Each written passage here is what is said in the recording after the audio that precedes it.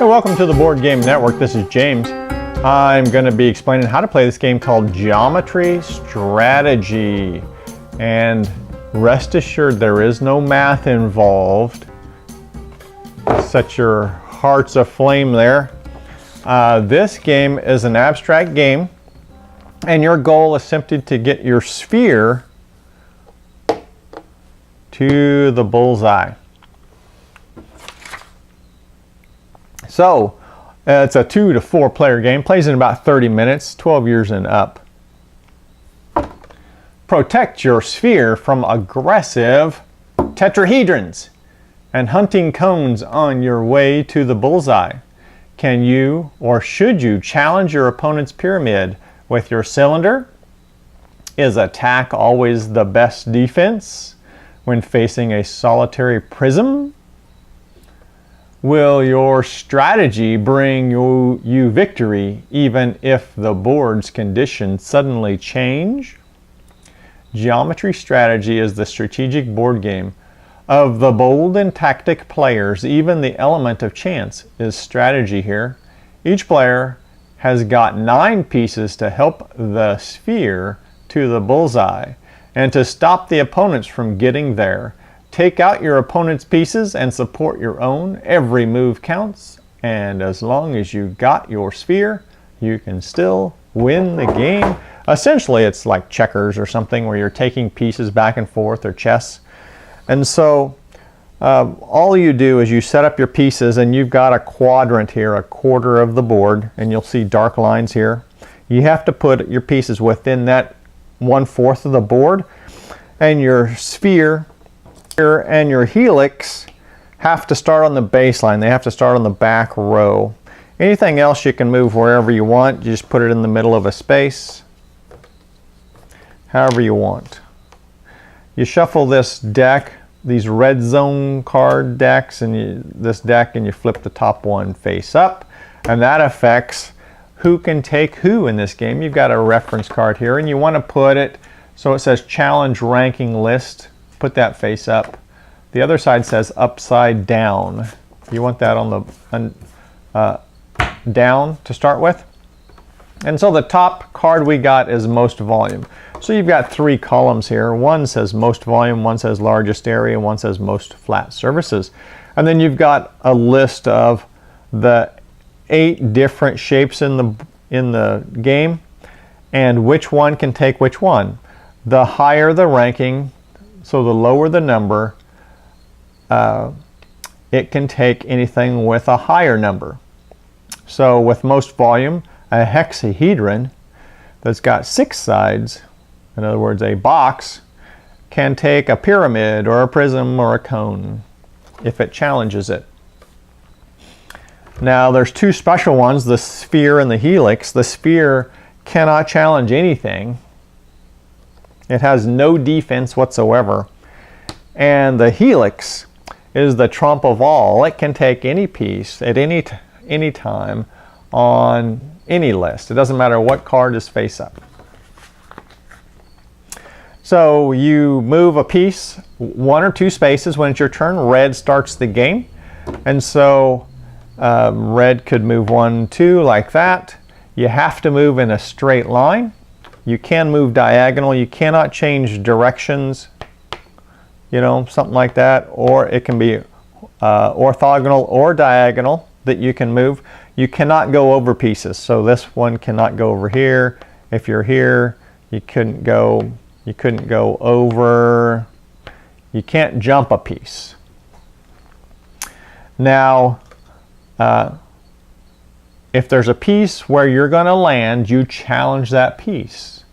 And you typically will only be challenging pieces that have a higher value than you, because if you have a higher number, if you have a higher number than they are, you'd lose your piece. So you just simply look down here and go, well, you know what? This is which piece? Well, that's this. This one is the cylinder. Cylinder has less volume. It's got an 8. And the prism has a 3. So if this piece was here, you could say, I'm going to challenge this piece. This piece goes out of the game. and that piece goes into the space. And then it becomes the next player's turn. So you get to move one piece per turn, and then it rotates around until somebody has gotten their sphere onto the bullseye, and the sphere and the helix can only move one space. They're limited to one space until the next player goes, and he can go whatever. Once anybody gets into the red zone here, a new card flips up, which changes all the rules. So most volume now becomes largest area, and so different ones become more powerful at this point. You have most volume, largest area, you've got most flat surfaces, you have your choice, and there's 3 of each of these cards. You've got upside down. So what happens is whatever card is out, it stays out. So largest area flips this upside down, and what upside down does is it reverses the order. So the most powerful ones become the weakest ones when you do an upside down. And then your choice, you can choose any of those same options. You can choose most volume, largest area, most flat surfaces, or you can choose upside down. And if it's already upside down, you can reverse it to back up with the same conditions. Once you move into the red zone, that flips your card, and you are required on the next turn to move out.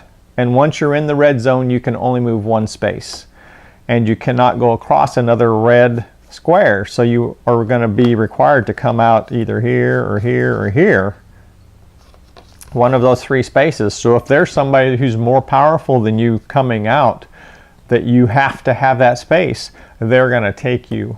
You're going to be out of the game.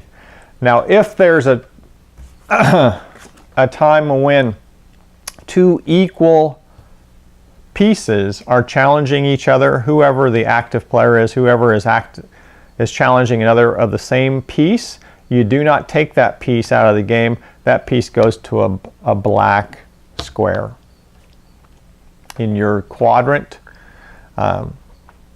So that player just gets to choose where they want to put it. It stays in the game, but it just goes there. You'll notice also that hexahedron and rectangle have the same number of flat surfaces, so they are equal. When it's on most surfaces, they both have the same number of surfaces, so they become equal, and so they can't take each other in that when most flat surfaces is in effect.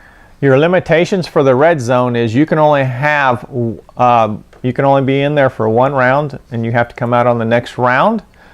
You can only move 1 space, and you can only have 1 piece in the red. So if another piece is coming up here, they cannot go in the red while there's somebody in the red.